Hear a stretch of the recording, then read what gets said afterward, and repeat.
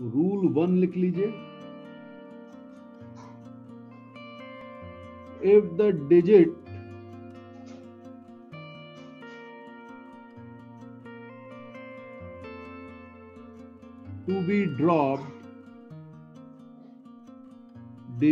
to be dropped is less than 5,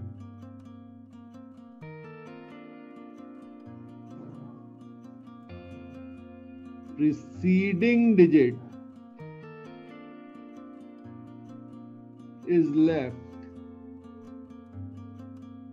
unchanged.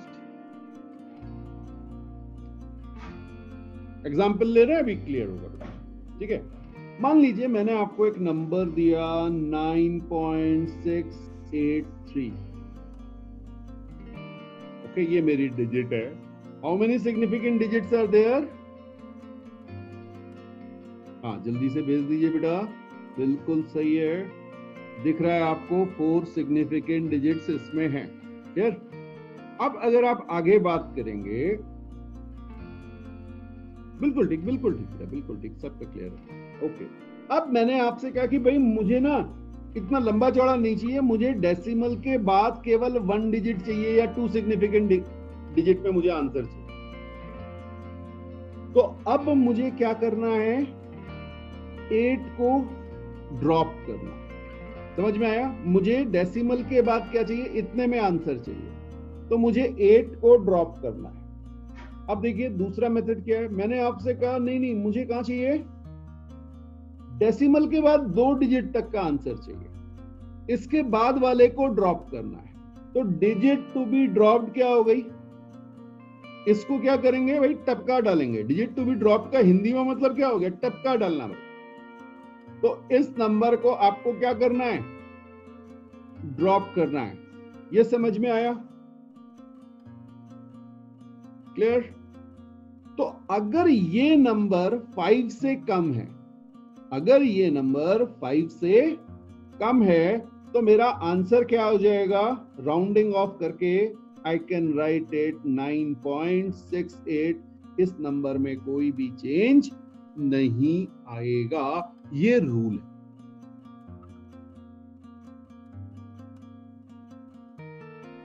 $10.324 up to 4 significant digits। दो तरह से आपसे कहा जा सकता है, एक तो डेसिमल के बाद कितनी सिग्निफिकेंट डिजिट हो या टोटल सिग्निफिकेंट डिजिट। तो जब आप 4 डिजिट की बात करेंगे तो ये आपका यहां तक आ रहा है बेटा, ठीक है ना? तो digit to be dropped is 4। This 4 is less than 5, that means my answer is 10.32। ये सब आप बहुत कर चुके हैं, बचपन से करते आ रहे हैं। हाँ, आगे के कुछ हैं जो आपको परेशान कर सकते हैं। रूल 2 कहता है, if digit to be dropped is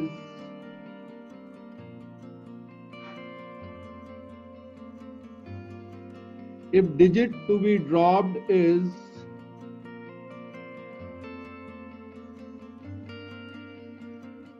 more than 5,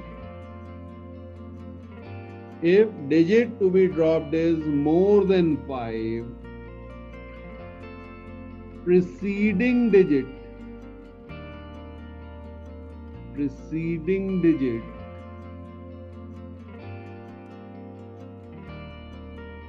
is raised by 1. Okay. Rule number 2 says, if digit to be dropped is more than 5, preceding digit is raised by 1. Example ले रहे हैं बेटा। Suppose my number is 9.688 कर लेते हैं। Okay, और मुझे decimal के 2 डिजिट के बाद तक चाहिए। Now what is digit to be dropped? Digit to be dropped is 8। इसको आपको ड्रॉप करना है और आपको क्लियरली दिख रहा है ये 5 से ज्यादा है, तो ये मेरा किसके बराबर हो जाएगा बेटा? 9.69। ये समझ में आया? ओके गुड, बहुत आसान सा है। एक और देख लेते हैं, 88.329। ठीक है। अब बेटा जरूरी नहीं कि मैं हमेशा आपसे ये कहूं कि 3 सिग्निफिकेंट डिजिट चाहिए या 4, यहाँ पे 4 चाहिए, ऊपर 3 चाहिए थी, यहाँ 4 चाहिए। हाँ, दोनों ही केसेस में डेसिमल के बाद मैंने 2 डिजिट ली हुई। क्लियर? ऑब्वियसली फिर से जिस डिजिट को मुझे ड्रॉप करना है वो 5 से ज्यादा है, तो मेरा आंसर क्या हो जाएगा? 88.33। एग्री कर रहे हैं? तो हमने देख लिया अगर 5 से ज्यादा हो या 5 से कम हो, दोनों ही केसेस बड़े आसान से थे, समझ में भी आ गए, पहले भी हम इस तरह के रूल अप्लाई करते रहे हैं। नाउ अगर 5 होगा तब क्या होगा? तो rule number 3 is about if digit to be dropped is 5। लिख लीजिएगा, इफ digit to be dropped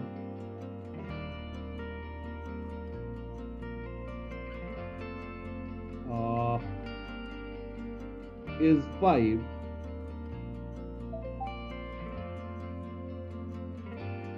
followed by digit other than 0,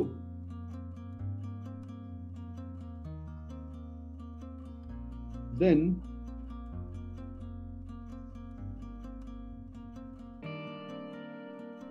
preceding digit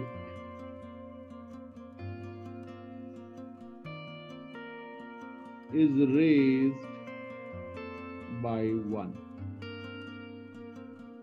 ये है हमारा रूल नंबर 3 बेटा, इसका ध्यान रखिएगा। ठीक है, जरा सी इसको एग्जाम्पल से समझने की कोशिश करते हैं। मान लीजिए मेरे पास है 20.253 और मुझे इसे राउंड करना है यहां पे। ठीक, अब डिजिट टू बी ड्रॉप्ड क्या होनी है? ये है जिसे मुझे ड्रॉप करना है 5 को। ठीक, हमेशा लास्ट वाले को मत देखिएगा। किसको देखना है? जिस डिजिट तक आपको रखना है उसके जस्ट बाद वाला, वो कहलाएगा डिजिट टू बी ड्रॉप।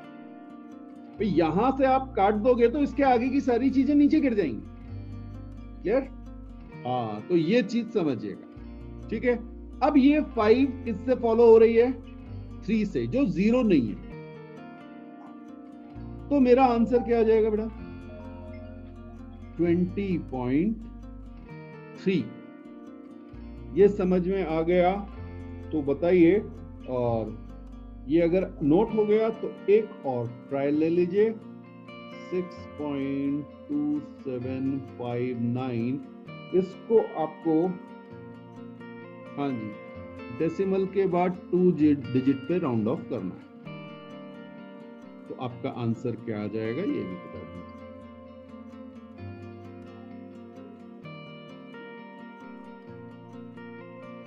हाँ जी, बहुत अच्छा, बहुत अच्छी बेटा। तो यहाँ पे आप देख रहे हैं डिजिट टू बी ड्रॉप, बिल्कुल सही आंसर है आपका। ठीक है, डिजिट टू बी ड्रॉप जो आया है आपका वो 5 है और 5 फॉलो हो रहा है 9 से, तो यहाँ पे मेरा आंसर आ जाएगा 6.28। ये सिंपल सा रूल है। ठीक है, तो रूल नंबर 3 भी मेरे ख्याल से क्लियर हो गया। अच्छा, ये रूल जो लिखे हुए हैं ये मैंने 3 या 4 बनाए हुए, हो सकता है किसी बुक में आपको 10 रूल मिल जाएं। इसी को अलग अलग कैसे करेंगे पता नहीं, लेकिन मिल सकते हैं। और ऐसा भी हो सकता है कि किसी में 2 रूल में ही उन्होंने सब कुछ समझा दिया। मैंने स्टेप बाय स्टेप उनको करने के लिए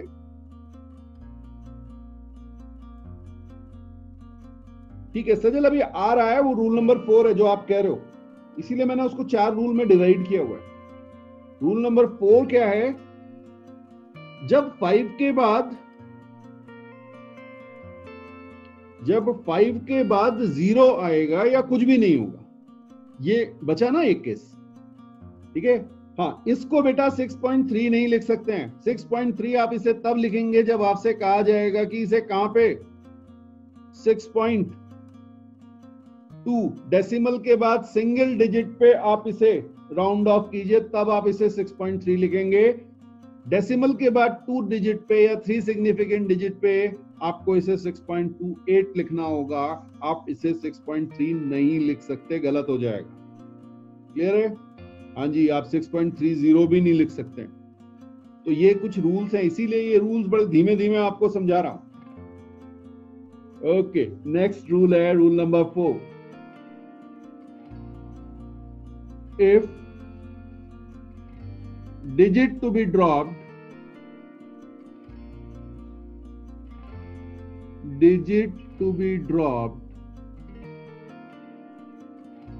is simply 5 or followed by 0। अब इसका मतलब क्या है? Then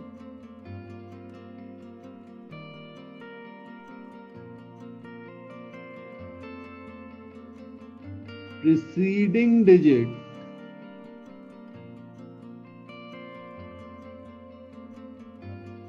is unchanged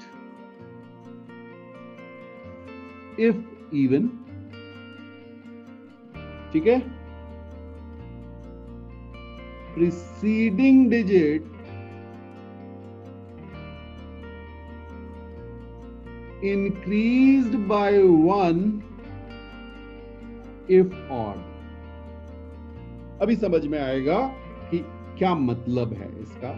तो एक एग्जाम्पल देख लेते हैं। मान लीजिए मैंने आपसे कहा 2.25, इसको आपको राउंड ऑफ करना है डेसिमल के बाद 1 डिजिट पे। क्लियर? तो अब आप देख रहे हैं डिजिट टू बी ड्रॉप्ड क्या हो गया है? Digit to be dropped is 5 followed by nothing, तो इट इज सिंपली 5। ठीक है, अब इस नंबर को देखना पड़ेगा। ये कैसा है बेटा? ये है इवन। इवन के केस का रूल क्या है? कोई चेंज नहीं होगा, तो मेरा आंसर क्या आ जाएगा? 2.2। और यही अगर आपका ऐसा हो गया होता बेटा 2.35, इसको राउंड ऑफ करने के लिए कहा गया होता कहां तक? यहां पे। अब क्या हो जाएगा? 5 को आपको ड्रॉप करना है, यहां पे आपका जो है ये ऑड है। तो ध्यान रखिएगा, जब भी खाली 5 हो या 5 के बाद 0 हो, तो आपको जो लास्ट डिजिट है उसको क्या बनाना है? इवन बनाना है। और ऑड को इवन कैसे बनाना है? एक बढ़ा के, कम करके मत बना देना। तो यहां पे आपका आंसर आएगा 2.4।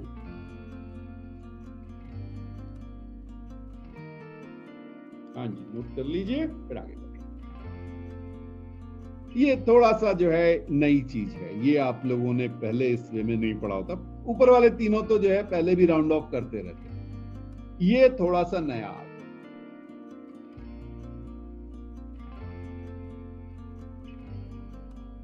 ओके, एक और एग्जांपल देख लेते हैं बेटा, ठीक है ना।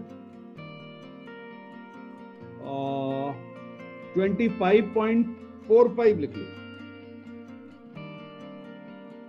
25.45। हाँ जी, डेसिमल के बाद 1 सिग्निफिकेंट डिजिट या टोटल 3 सिग्निफिकेंट डिजिट पे आपको राउंड ऑफ करना है।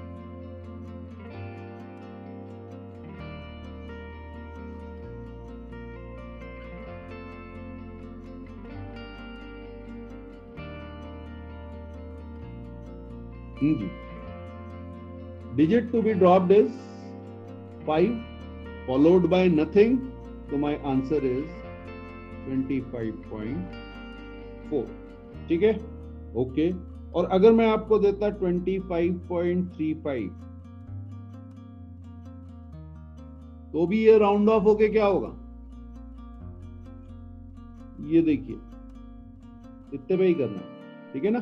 तो ये भी राउंड ऑफ के होके क्या आ जाएगा, 25.4। तो ये तो पहला वाला केस हो गया जब 5 जो है वो सिंप्लीफाई होता है, कोई और चीज नहीं होती। अब देखिए एक एग्जांपल और ले रहा हूं। मान लीजिए आपके पास है 25.025501 और आपको इसे राउंड ऑफ करना है यहां तक, ठीक। अब देखिए डिजिट टू बी ड्रॉप्ड क्या है, 5 है। 5 इज फॉलोड बाय 0, इससे मतलब नहीं है कि आगे और क्या लिखा हुआ है, आगे कुछ भी हो सकता है, या 9 भी हो सकता है, कुछ भी हो सकता है आगे, मतलब ये बेटा ये, ठीक है ना, यहां कुछ भी हो सकता है, ध्यान रखिएगा, यहां पर कुछ भी हो सकता है।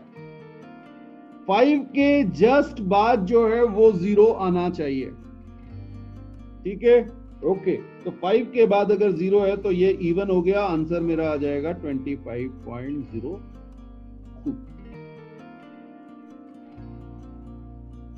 ये क्लियर हुआ तो बोलिए। एक एग्जांपल और देखते हैं, 126.35009999, ओके। आपको इसे राउंड ऑफ करना है यहां पे। अब बेटा ध्यान रखिएगा कि जब आप राउंडिंग ऑफ की बात करते हैं तो जहां पे आपको कट लगाना है, आपको कट यहां लगाना है, ओके। तो इसके बाद वाले नंबर को देखना है, अगर ये 5 है तो इसके बाद वाले को, इसको देखना है। इन सब के बारे में कोई चिंता नहीं करनी भाई,